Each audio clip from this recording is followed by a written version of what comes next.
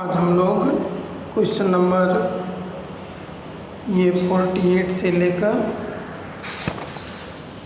60 तक का में हम लोगों का टारगेट है। इसको देखते हैं।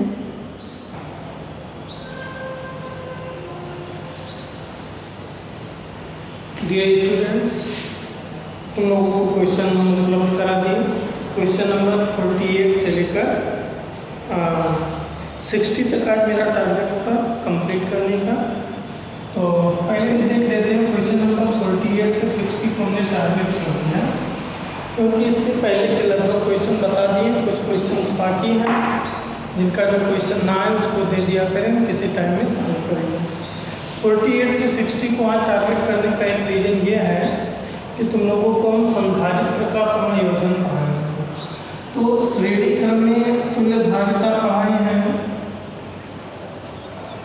श्रेणी क्रम में तुल्यधारिता पढ़ाई है 1/C = 1/C1 + 1/C2 + 1/C3। और समांतर क्रम में तुल्यधारिता पढ़ाई है, समांतर क्रम में तुल्यधारिता पढ़ाई है C = C1 + C2 + C3। इन दोनों फार्मूले के यूज को आज हम लोग 48 से 60 के बीच में पढ़ेंगे। 48 से 60 के बीच के क्वेश्चंस को सॉल्व करने का टारगेट है कि हम लोग श्रेणी क्रम और समांतर क्रम के क्वेश्चंस को समझ लें। तो अब श्रेणी क्रम और समांतर क्रम के क्वेश्चंस को देखते हैं। तो देखो, इसका पहला है क्वेश्चन नंबर 48। क्वेश्चन नंबर 48 है। और हाँ, थोड़ा सा एक और हिंट देना चाहेंगे। क्लास 10 में तुम लोग प्रतिरोधों का समायोजन पढ़े थे, उस पर न्यूमेरिकल लगाए थे। फार्मूला ही केवल उल्टा हो जाएगा, जो श्रेणी में लगाए थे वो समांतर में, जो समांतर में लगाए थे वो श्रेणी में लगाना। बाकी क्वेश्चन को समझने की पूरी टेक्निक क्लास 10th के न्यूमेरिकल का होल्ड कर लेना।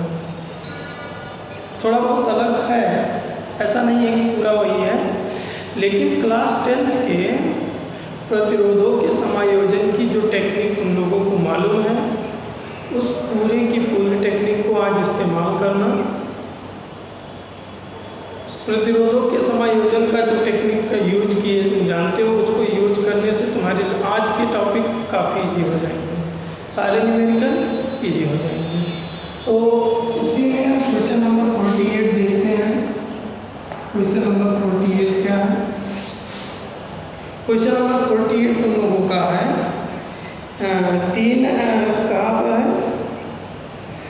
1 माइक्रोफैरेड, 2 माइक्रोफैरेड, 3 माइक्रोफैरेड के धारिता वाले 3 संधारित्र। देखो, 3 संधारित्र हैं जिनकी धारिता C1 1 माइक्रोफैरेड, C2 दिया है 2 माइक्रोफैरेड और C3 कितना दिया है 3 माइक्रोफैरेड। तीनों को लिख दिए। का है का श्रेणी एवं समांतर क्रम में तुल्यधारिता ज्ञात कीजिए। तो शायद बहुत ईजी है। श्रेणी क्रम में पहले तुल्यधारिता निकाल दो, जो तुम लोग जानते हो। श्रेणी क्रम में तुल्यधारिता, अब श्रेणी क्रम का फार्मूला क्या होता है तुम लोगों को मालूम है। 1/C = 1/C1 + 1/C2 + 1/C3। Value put कर दो। C1 का मान 1 है, C2 का मान 2 है, C3 का मान 3।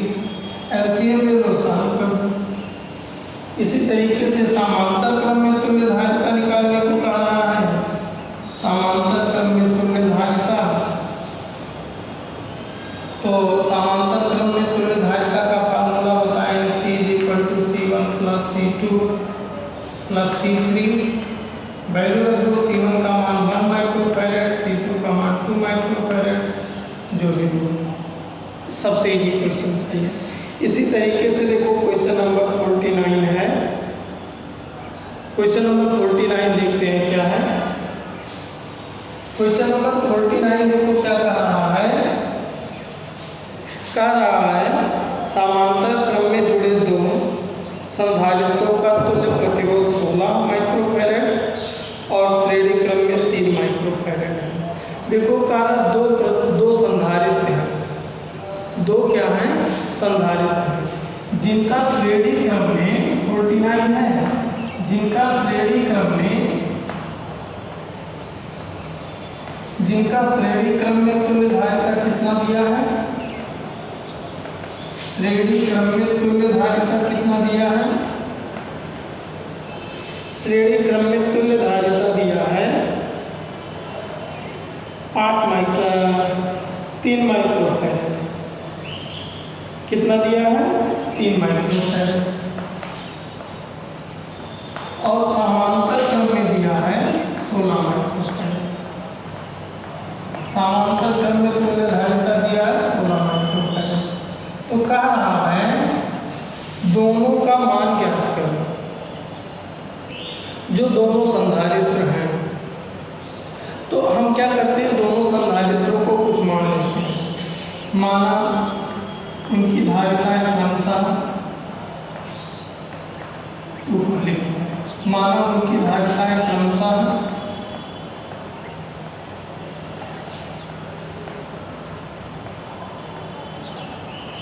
धारिताएं क्रमशः C1 और C2 है। इनकी धारिताओं को हमने क्या मान लिया, C1 और C2 है। अब देखो इस लाइन का इस्तेमाल कर लो, काला श्रेणी क्रम में तुल्य धारिता 3 माइक्रोफैरेड था। ध्यान देना, श्रेणी क्रम में तुल्य धारिता कितना माइक्रोफैरेड था, 3 माइक्रोफैरेड। श्रेणी क्रम का फार्मूला क्या होता है, 1/C = 1/C1 + 1/C2। 1/C1 का मान कितना, देखो C का मान कितना दिया है 3, 1/C1 + 1/C2। एलसीएम अगर ले लो तो C1 + C2/C1 C2 = 1/3। इसको क्वेश्चन नंबर फर्स्ट मान करेंगे छोड़। फिर आगे देखो, कहा समांतर क्रम में तुल्य धारिता, कह रहा है समांतर क्रम में तुल्य धारिता 16 माइक्रोफैरेड है। तो समांतर क्रम का फार्मूला क्या होता है, C = क्या, C1 + C2। C का मान कितना दिया है, अब देखो इसको समीकरण 2 मानो। ध्यान देना, समीकरण 2 से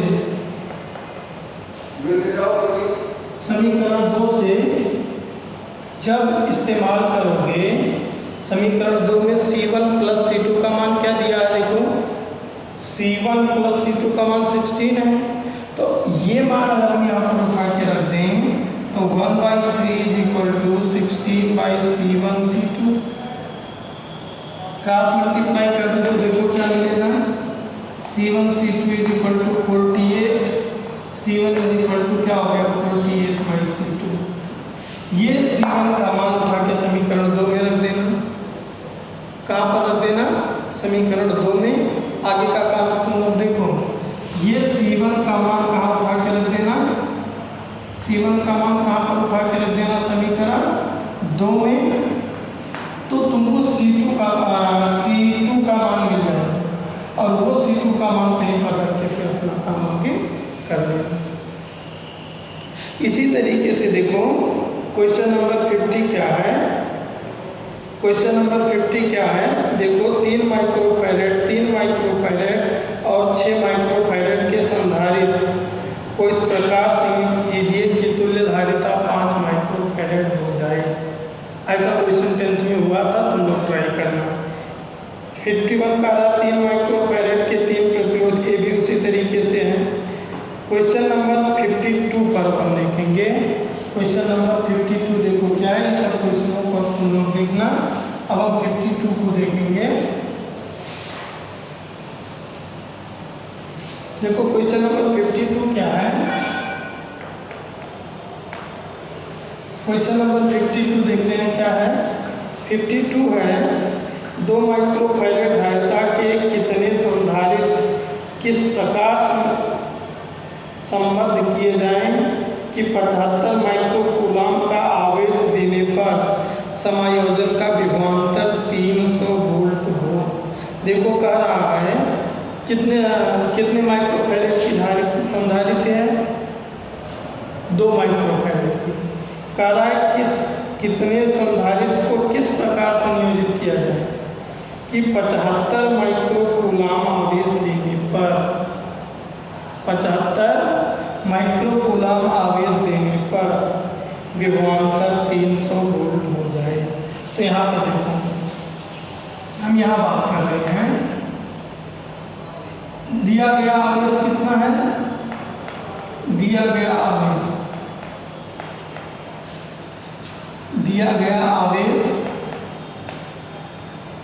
Q कितना है 75 माइक्रोकूलम। तो हम लोग इसको 75 × 10⁻⁶ कूलम कार्य देने पर समायोजन का विभवांतर कितना हो जाए,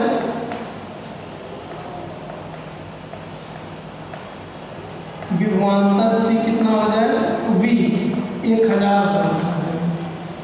कितना हो जाए, 1000 वोल्ट। विभवांतर कितना हो जाने को कह रहा है कि 1000 नहीं 300 वोल्ट। विभवांतर कितने वोल्ट हो जाने को कह रहा है, 300 वोल्ट। अब आगे देखो, ये Q है और ये V है, तो तुम C नहीं निकाल सकते हो, यहाँ से C निकालो।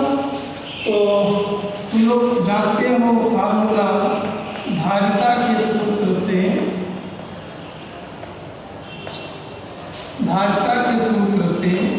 C = Q/V। तो देखो Q का मान कितना है 75 10⁻⁻⁶/300। ये 2 जीरो तो ऊपर गया, 10⁻⁻8 हो गया। ये देखो 3 × 6 3 × 5 15 10⁻⁻8 है। ये C आ गया, ये क्या आ गया, C आ गया। ठीक, इसको ऐसा भी लिख सकते हैं 0.25 अपने स्वार्थ के लिए ऐसा कर रहे हैं, गुणे 10⁻⁻6 फैरेड। 6 फैरेड को माइक्रोफैरेड में बदल दो, थोड़ा सा ये माइक्रोफैरेड में अभी आंसर C आ गया। अब जानते हो क्या करना है, ऐसा हम क्यों किए हैं। अब ध्यान से समझना, ये C कितना आ गया, 0.25 माइक्रोफैरेड, सही है। अब आगे ध्यान दो, कह रहा है कि हमारे पास 2 माइक्रोफैरेड के संधारित्र हैं, कितने संधारित्र को किस प्रकार जोड़ दें, कितने संधारित्र को किस प्रकार जोड़ दें, ये आंसर आ जाए 0.025। तो अब देखो पहले यहाँ संधारित्र घट रहा है कि बढ़ रहा है, घट रहा है।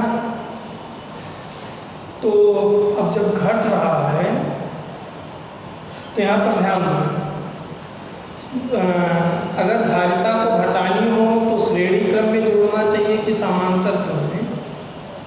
यहाँ देखो मेरी धारिता इतनी है और तुल्य धारिता घट रही है, तो सोचो 2 फार्मूला है, C = C1 + C2 + C3, ये लगाएंगे तो धारिता ऑटोमेटिक बढ़ने लगेगी। और अगर हम ये लगा दें तो घटने लगेगी, इसका मतलब श्रेणी क्रम में घटेगी। तो हम ये मान लें कि माना n संधारित्रों को श्रेणी क्रम में, अब देखो श्रेणी क्रम में जोड़ना पड़ेगा, कितना जोड़ना पड़ेगा, क्या जोड़ना पड़ेगा, ये मुझे नहीं मालूम। तो लिखेंगे माना 2 माइक्रोफैरेड, जो संधारित्र दिया उसका संधारित्र धारिता 2 माइक्रोफैरेड है, माना 2 माइक्रोफैरेड धारिता की n संधारित्र को श्रेणी क्रम में जोड़ने पर तो देखो 1/C = क्या, 1/C1 + 1/C2 + 1/C3 -n 1/Cn। देखो 1/C का मान कितना दिया है 0.25, C1 का मान उनको मालूम है, C2 का मान मालूम है, C3 का मान मालूम है। इसी तरीके से डैश डैश Cn। देखो 2Pn। तुम लोगों को एक और तरीका बताएं, कुछ सीखो। देखो 1/2 प्लस 1/2 क्या 3 कर लो, तो ये कितना होगा 2/3। 1/3 प्लस 1/3 प्लस 1/3 हो तो 3/3। अगर ऐसे 1/3 4 बार लिखा हो तो 4/3, 5 बार लिखा हो 5/3। तो ये n बार लिखा है तो ये कितना होगा n/2 बराबर 1/0.25। अगर हम क्रॉस मल्टीप्लाई कर दें और सॉल्व करें तो n बराबर मेरा आ जाएगा, ध्यान देना, 2/0.25। दशमलव हटा दे ऊपर 2 हो जाएगा, 25 अट्ठे कितना आ गया 8। यानी कि अगर हम 8 संधारित्रों को श्रेणी क्रम में जोड़ दें तो हमको 300 वोल्ट विभवांतर मिलने लगेगा। इसी तरीके से देखो क्वेश्चन नंबर 52 है, 53 कह रहा है 3 माइक्रोफैरड संधारित्र को 3 माइक्रोफैरड धारिता के 3 संधारित्र को किस प्रकार जोड़ा जाए कि तुल्य धारिता 2 माइक्रोफैरड हो जाए। ये भी बहुत ईजी है, 10th में पढ़े हो, इसको हम नहीं ध्यान देंगे। क्वेश्चन नंबर 54 देखेंगे। क्वेश्चन नंबर 54 देखेंगे। क्वेश्चन नंबर 54 देखते हैं क्या है। ये सारे न्यूमेरिकल तुम लोग अपने बुक कॉपी में नोट करते चलो। जितने न्यूमेरिकल कॉपी में नोट किए रहोगे सब तुम्हारे काम आएंगे। ऐसा मत सोचो कि मेरे बुक में नहीं है तो हम नहीं सॉल्व करेंगे, ऐसा कुछ नहीं है। जितने न्यूमेरिकल तुम लोग नोट किए करके रखोगे, तुम्हारा कोई किसी भी राइटर की बुक है उसमें हेल्प करेगा। क्वेश्चन नंबर 54 है, 55 नहीं 54। देखो 54 है, कारा एक इलेक्ट्रॉन फ्लैक्स लैंप में 10 संधारित्र जिनमें प्रत्येक की धारिता 10 माइक्रोफैरड है समांतर क्रम में जुड़े हैं। तो देखो पहले यही काम करो। एक लैंप है जिसमें 10 संधारित्र हैं, प्रत्येक संधारित्र की धारिता 10 माइक्रोफैरड है, श्रेणी क्रम में जुड़े, समांतर क्रम में जुड़े हैं। तो पहले तुल्य धारिता तो निकालो। लिखोगे लैंप में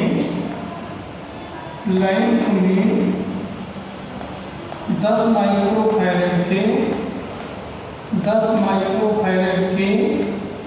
10 संधारित्र, कितने संधारित्र 10 संधारित्र समांतर क्रम में जुड़े हैं, इस क्रम में जुड़े हैं, समांतर क्रम में जुड़े हैं।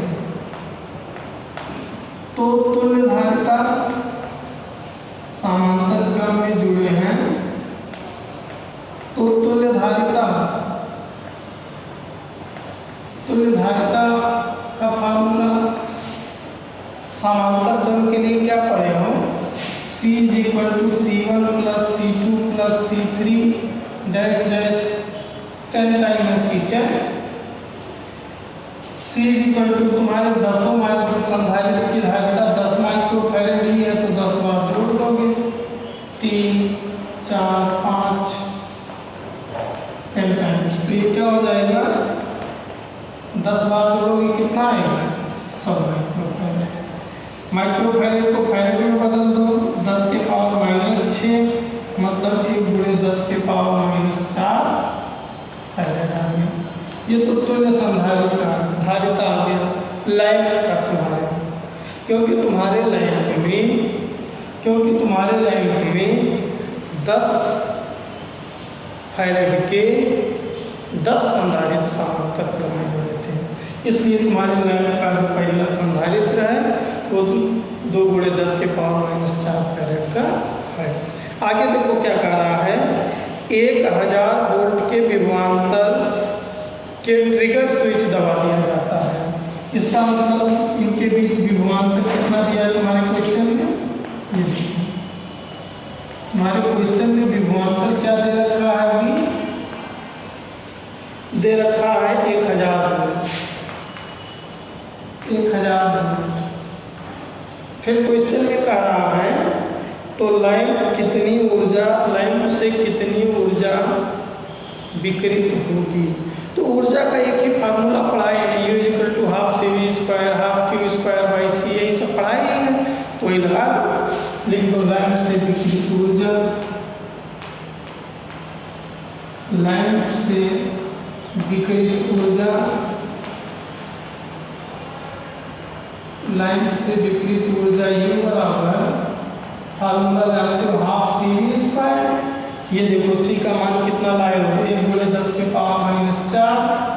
और V² का मतलब क्या, 1000 का स्क्वायर मतलब 10⁶ साल करोड़ 1/2 को लिख लीजिए। साल करोड़ दिया जाएगा 1/2 × 100, साल करोड़ कितना हो जाएगा 50 जूल। यानी तुम्हारे लैंप से 50 जूल की ऊष्मा या ऊर्जा विकिरित होगी। इसी तरीके से देखो क्वेश्चन नंबर 55 क्या है, 4 माइक्रोफैरेड व 2 माइक्रोफैरेड के संधारित्र 6 वोल्ट की बैटरी से समांतर क्रम में जोड़ दिए गए। 55 क्वेश्चन नंबर 55 देखो। क्वेश्चन नंबर 55 क्या रहा है, 4 माइक्रोफैरेड और 2 माइक्रोफैरेड के धारिता, एक C1 है कितना 4 माइक्रोफैरेड, C2 कितना है 6 माइक्रोफैरेड, का रहा नहीं 2 माइक्रोफैरेड, 4 और 2 माइक्रोफैरेड को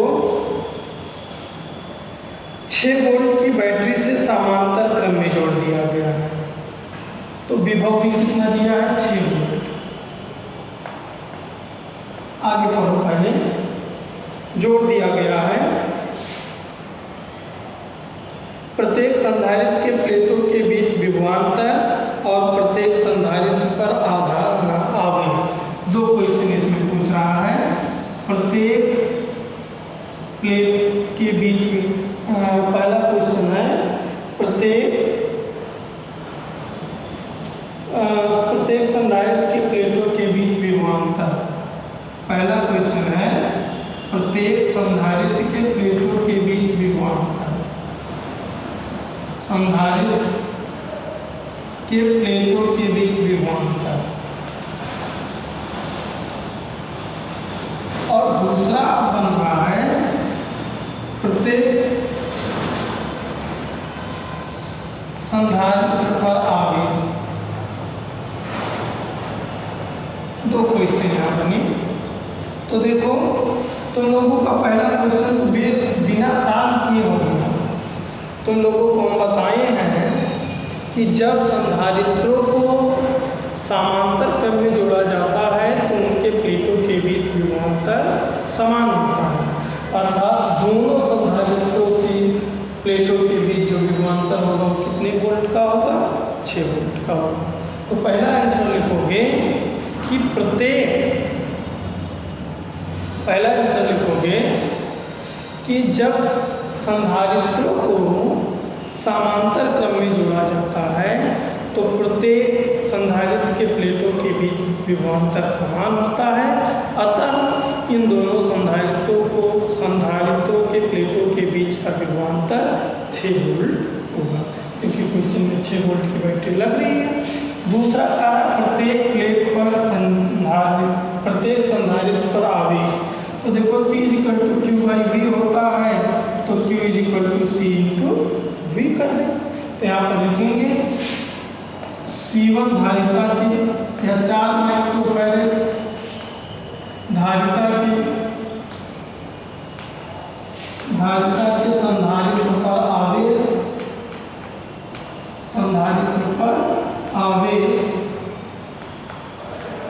देखो Q = क्या होगा C × V, Q = क्या होगा C × V।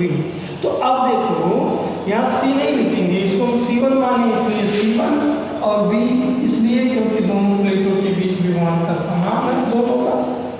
देखो C1 दिया है जो 4 माइक्रोफैरेड, 4 का मतलब 4 × 10⁻⁶ फैरेड।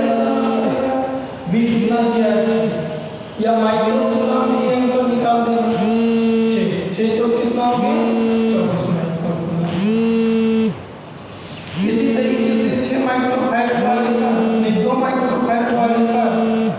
इक्वल टू हो जाएगा C2V, C2 का मान 2 है, 6 दूनी 12। तो